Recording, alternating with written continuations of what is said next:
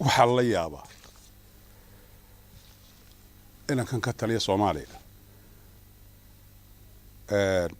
xalay baa waxaan daawanayay isagoo hadlayo la hadlayo gudidii uu qabanqaabada u bixiyay 20 Juun iyo 1 Yuulyo waa maanaya wuxuu yidhi Soomaaliya way dhammaystiran tahay dawladnimadoodu way dhan tahay inta harsana waa la dhammaystirayaa dadka wax la abaal mariyo lagu abaal mariyo wanaag iyo xumaan lagu abaal marinay noqonaya sidii adeerkii buu hadlaayay xalay waxaad moodaysay kacaankii oo curtay inankaasi inuu yahay habeenkii la doortay wuxuu yidhi iyadoo hareeraha ka taagan yihiin labadii madaxweyne isaga ka horreeyey oo Sheekh Shariif iyo Maxamuud Xasan Sheekh ayaa wuxuu yidhi dawladdii Siyaad Barre taydana ku xigta yani wax u dhaxeeyay ma jiraan halka uu marayo iyo hawada uu marayo ayaan la yaabanahay waxaan leeyahay ummadda Soomaaliyeed hal baan leeyahay ummadda reer Soomaaliland hal baan leeyahay nimanka halkaa ka taliyana hal baan leeyahay reer Soomaaliya waxaan leeyahay war gees idin wadi maaya waa niman idinku dul ganacsanaya doorta cid la fahmi karo la wada hadli karo oo la kala guran karo wixii ummadan ka dhaxeeyay reer Soomaaliland waxaan leeyahay Siyaad Barre dib u dhashay ninkii aynu magaca ku sheegi jiray naanaysta afweynaha aynu oran jiray ee dalkan burburiya dhashay waa Farmaajo hadduu soo hanjabaya isagoon dhaafin muxuu ahaa filla Soomaaliya gudaheega lagu ilaaliyo waxaan leeyahay aynu dugtoonaan inama yareero aad wax u qora weeyaanoo muxuu ahaa waxaan la yiraahdo social media galo lacag ku socoto ummadeenu ha ka foojignaato falalka ay inamadaasi wadaan ha ka midowdo wixii soo maray way garanaysaa waxaan ummadda Soomaaliya xasuusin doonaa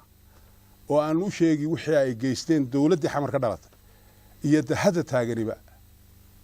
waxay dhacay baan halka media u soo bandhigi doonaa maanaan doonayn inaanu muxuu ahaa dadka calool xumo qaadsiino maanaan doonayn dadka iyaga inaanu ku reebno oo xumo waxay nagu kalifaysaa imika inaanu ummaddeeda dagaal gelino oo nu sheegno wixii dhacay haddii la joojina dib u dhici doontaa war aan kala dhowrsanaano ummadda Soomaaliyeed shalayna labaynu kala ahayn maantana taayadii baan la soo noqon cidii kalgacaylka badnayd ee walaaltinimada jecelayd ee muxuu ahaa soo doonatay tiri saddexdii kalena aynu helno calankii Hargeysa laga taagay buu ahaa ummadii cid walba la hadlaysay ka calahayd baa yahay Soomaaliland waxaan leeyahay aryadan kala quusana qoomalaano waxaanu la wada soconnay inaynu 26 Juun u dabaal degnay 59 guura waxaanu kala la soconnaa inaynu 18 Mayna aynu u dabaal degnay 28 guuradii ka soo wareegtay dib u soo noqoshadii xorriyaddii Somaliland ilaa intaa waxay ahayd dal madax bannaan waxay ahayd 17 dawladood ee sanadkii Afrika loo bixiyay ee ugu horeeyay ee ka xoroobay gumeystiyaashii reer Yurub ee dalalka Afrika maamulayay Somaliland waxaynu ka warhaynaa inay xorriyadda ka hor qaadatay maxmiyadii Soomaaliya ee Talyaanigu gumeysan jiray waxaynu ka warhaynaa in aynu maxaan ku raahdaayay si madax bannaani ah oo walaal jacayl ah oo hamigii iyo qamigii ahaa Soomaali weyn in la helo inay Somaliland ugu biirtay dawladdii markaa ka xorowday Talyaaniga waxaynu ka warhaynaa inay innakana niyad wanaag naga ahayd xamarna raggii u horeeyay ee Somaliland ka socday marka tagan in shuruudo lagu xidhay inaynu shuruudahaas oo dhan aynu wada aqbalnay waxaynu intan imika dambe ee xorriyadda Somaliland dib u la soo noqotay dadweynaha reer Somaliland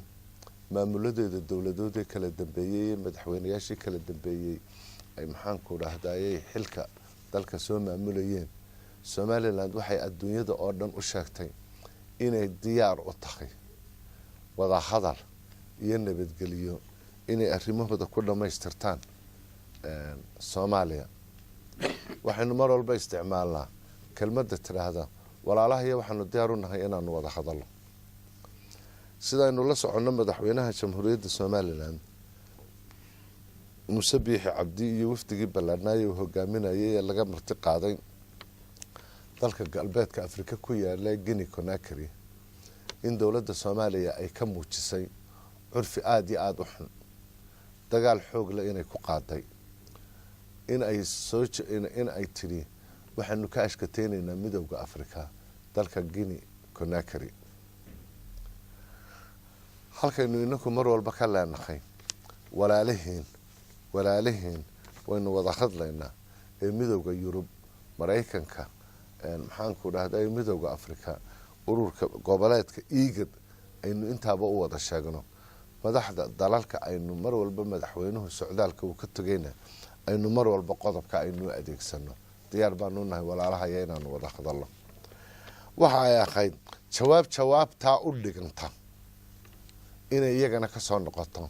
oo ah walaalaha iyaga Somaliland waanu wada hadlaynaa diyaar baanu nahay inaan wada hadalno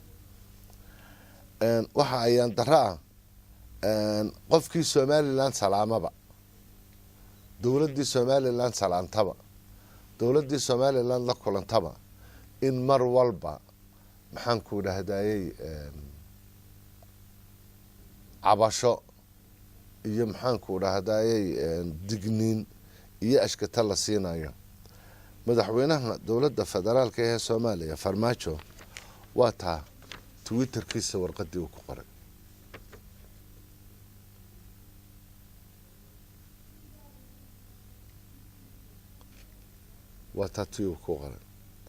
oo ah waxaanu ka soo horjeednaa nooc yakasta oo xadgudub diblomaasiyadeed ah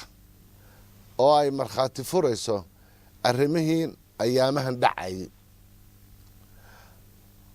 waxaanu ugu baaqaynaa dalalka aanu walaalaha nahay in ay ixtiraamaan Soomaaliya madax banaanideeda iyo qarannimadeeda Somalia sovereignty and statehood kiiska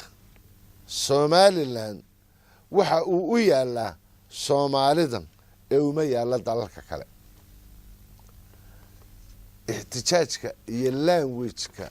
noocan ah ee aan diblomaasiyadeed ahayn waxa maxaan ku dhahdayay uu madaxweyne Farmaajo ka soo jeedinaya Somaliland inay madax banaani hesho waxa nasiib daraa Soomaaliya dawladda maanta Farmaajo madaxda ka yahay 17 dawladood baa ka horreeyay 17 dawladood mid madaxweyne madaxtooyada villa Soomaaliya dhaaftay male nin kale arrintan soo jeedinaya villa Soomaaliya waxa ku ilaaliya ciidamada AMISOM Somaliland madaxweynaheedii u horreeyay oo la kulmay xilligii maxaan ku dhahdayay burburkii weli madaxtooyadiisa askari aan Somaliland hayni ma ilaalin gobol kasta oo Somaliland uu tagay isaga iskii u tagayay ilaa iyo madaxweynaha maanta u dambeeya waxaan ka xunnahay walaalnimada annagu aanu u jeedno inaanay u jeedin walaalaha iyaga Soomaaliya waxaanu ka xunnahay dadka reer Somaliland oo dhibaato fara badan soo dhacday oo burbur soo dhacay oo xasuuq soo dhacay oo magaalooyinkeeda siday u dhan yihiin oo la burburiyay soo maray laba magaalo ayaa u badbaaday Somaliland waa Laascaanood iyo maxaan ku dhahdayay iyo Boorame rag baa waxay soo jeediyeen markii ugu horeysay halkan la yimi war meeshan meel dad u hooyan kara ma aha ee Boorame ka yimi dadka hal laga soo raro oo halka Boorame hal la isku cidhiidhiyo niyad wanaagu markuu jiro marka rag sida ku talinayeen waa asbaabaha keenay in Somaliland dawlad qoto dheer ka dhisanto in madaxweynayaashu si nabadgelyo ay isu bedelaan in nabadgelyo caamihii ka jirto in baarlamaankeeda la doorto madaxweynaheeda la doorto golaheeda baarlamaanka la doorto doorashada maanta aan gelinana tii 7 ay noqonaysaa soo socota bulshada reer Somaliland waxaan leenahay walaalo u sameeyaan islahayno dad walaalo ahoo isku afaho isku diinaho dawladda soo wada ahaan jireen naqaye waxaanana waynu iska kala goran doonaa iyagana macaamil wanaagsan baynu yeelanaynaa laakiin waxa soo baxay waan idin sheegayna madaxda dawladda Soomaaliya madaxda ka ah sidaanu annaku walaalo ugu ahayn aanu idinkana idinka wakiilka ahayn walaalihiin maaha mustaqbalkiinay ka soo horjeedaan dawladnimadiinay ka soo horjeedaan midnimadiina reer Soomaaliya Somaliland bay ka soo horjeedaan dawladnimadiina iyo nidaamka aad dhisateen bay ka soo horjeedaan mustaqbalkiina iyo horumarkiina ka soo horjeedaan haddaba waxaan leenahay dadka reer Soomaaliya ee shicibka ah ee dadweynaha ah waxaan walaalayaal idin leenahay dadka maanta aan idin maamulin goboladiina aan wada maamulin xamar iska fadhiya waxaan leenahay dadka nabadgelyo idin horseynaya dadalkiina jaarka idin la walaaleynaya marna ma ahayd dib u tashada oo dad annana aanu afgaran karna idinna dantiina iyo mustaqbalkiina wata doorta waxaan leenahay ku soo ururinayaa annaku shuruuda kumanaan xidhaynin dawladaha farmaajo iyo wasiiradiisu ay maalin walba u tagaan kama ashkatoono dawladaha maxaan ku dhahday cilaaqaadka la gashaan kama ashkatoono dawladaha maxaan ku dhahday aynu hawlaha aan la gashaan kama ashkatoono dawladaha idin kama ashkatayno maalin walba wafdi kasta oo Soomaaliya taga waxa ay ka ashkateeyeen Somaliland dawlad kasta oo ay tagaan ama Afrika ha ahaato ama Yurub ha ahaatee waxay ka ashkateeyeen Somaliland annaku markaa shuruudana kumanaan xidhaynin laakiin waxaanu dib u eegi doonaa qiimeyn dib ugu samayn doonaa farmaajo iyo ragiisa dawladda Soomaaliya madaxda ka ah wada hadaladii inay noo sii socon karaan iyo in kale ayaanu dib u eegaynaa mar walba annaku waxaanu ka fakaraynaa danaha shacabka farmaajona waxaanu leenahay arintaadan iyo markasta oo aad hadashaan dadka reer Somaliland waxa ay xasuusinayaan dhibaatooyinkii ku soo dhacay waxay xasuusinayaan xabaalo wadareedyadii waxay xasuusinayaan burburkii dhaqaale iyo burburkii magaalooyinka ee ku dhacay waxay xasuusinayaan miyi iyo magaalaba dhibaatadii loo geystay oo aad adiguna qayb ka ahayd oo aad adiguna buugaagtaad qortay sida xun ee aad u qortay arrimihii Somaliland aad ka qortay iyo halka ay ku xusan yihiin oo qoran yihiin wasiirka arrimaha gudaha wasiirka warfaafinta baada saxaafadda wad salaamantiin horta in yar haddaan dib ugu noqdo taariikhda dad Soomaaliya ilaahay wuu naga wada dhigay laakiin isticmaalkii hortii dad nin kastaba xoolihiisa dhaqdo yaan hayn isticmaal baa yimiday qaybaha Soomaali loo qaybiyay Somaliland waxa imika aan magacawnay maaha waa Somaliland tii jirtay Somaliland sida taariikhdu qorayso dawlad madax bannaan bay noqotay cid ku khasbaysay inay cid ku biirtana ma jirin laakiin saniyad wanaag iyadoo Somaliland u danaynayso in shicibkii Soomaaliyeed ee isticmaaladu kala haysteen meel la isku keeno wan ogeyn 54kii nagtadii ka dhacday moogtahay reserve area oo dareenkaasi lahayo iyaan rabnay in awood Soomaaliya isku ururta ay wax muhiim ah taasaa keentay xorriyadii iyadoo cidina lagu khasbay oo si independent u qaadanay inaan nidhi mool walaalihiin ku biiro kuwii kalena raadiya nasiib darro niyad wanaaggii aan la tegnay aan la ku abuuray waxa imika lagu marmayo waa haddaan halkayga maalintii iska joogno maramba ma joogeen niyad wanaaggii aan ku tegnay ee bilaa shuruudda aan ku geynay waxay Somaliland kala kulantay waxyaabo aanan la filayn waxaan filaynay in niyad wanaag aw la kulmo kale markii aan arrintii bilaabantay kowdii bishii 7 1960 maamulkii la sameeyey waad ogeydeenoo Soomaaliya waxay qaadatay madaxweynihii waxay qaadatay prime ministerkii waxay qaadatay khaariji waxay qaadatay speakerkii golaha maaliyadii wax kasta waa la sabray waxa weeyaan dawladnimadu waa in moogtahay dee dadka ku dhan wax u dhaxaysa ay noqoto 30 sano iyo saa lagu jiray nasiib darro wax alla wax moogtahay soo gaaro laba high school buu ka tagay moogtahay ingiriisku halka wax ugu kordhay ma ay jirin jaamacad kaliya haatee oo ku taalo moogtahay wadankii Somaliland ma ay dhicin 30 sano wax dhaqaale ah oo horumar ah oo soo gaari ma jirin intaa wax raacday dadkii markay dareemeen in moogtahay sidani aan lagu sii socon kareynin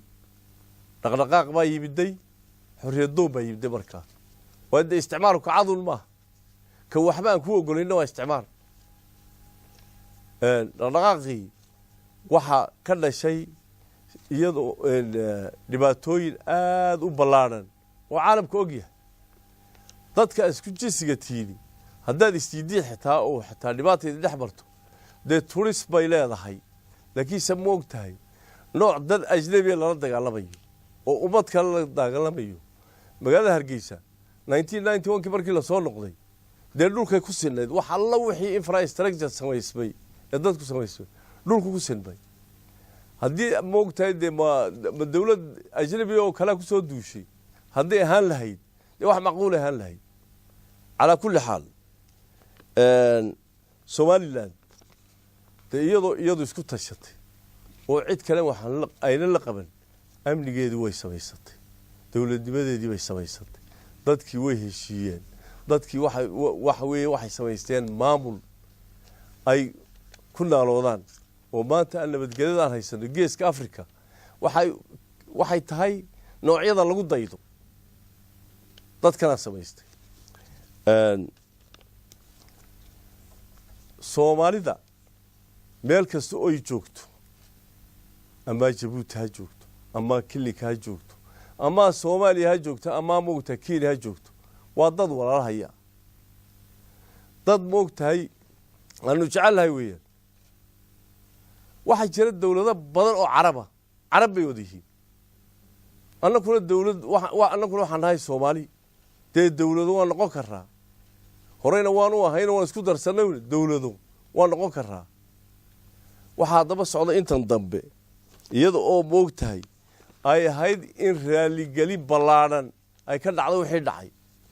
haddana moogtahay waxa socda waxaan moogtahay aad u qurux badan kama tirsanayno waxyaabaha aan aad foosha xun leh kama tirsanayno shicibka Soomaaliyeed ee Soomaaliya ku nool wadad walaalahaya halkanay degan yihiin guriye ka dhisteen jaamacaday ka galeen baabashtari bay ku leeyihiin wadad walaalahaya laakiin maamuladii iska dambeeyay si halkii ay wax ka sixi lahayn ee dhibaatadii waliba maamulkii geystay ay ka sixi lahayn waxa had iyo jeer ay ku sii darayaan kala fogeyn kale oo aad u ballaaran xalay waxaan dhageysanayay wasiir khaarijiye Soomaaliya hadlaya oo kaba hadlaya si ka daran sida uu hadlay Farmaajo waa amal moogtahay dadkani moogtahay tashaday ee maamulkooga sameystay wadankooga sameystay xoolo ay leeyihiin oo kale u hadlaya waxa laga hadlayaa sidee dawladba u aragtiiba sidee dadba u la hadashiinba والصوماليلاند وأمد حرة ودل عدي أي إسفاهم كلام بوي لهذلي أنكو هذا صوماليلاند وحنا ورورا ليان دمر كنا أنك حرية دكين أنك أيدي كين يونتيجا أتكشف كين يصير أنك هذا هو مقدس الليدين أنك يبين عشبي ويدو دي بقولنا نقول واحد اللي توين بين النح براي ورياضة إن النح جوج كوفي شوب يعني سكوت تجري إنه كل إن النح جوج عالم كل النح جوج أول هذا له ما أنت نويد وذو كيتين وحوي والضمضة ضنايا موقتها الصومالية سوماليلاند يا ربي موقتها إني مالباران إلا دمشق الله وإن النح فريستان ويقوين ولا هذا المؤقله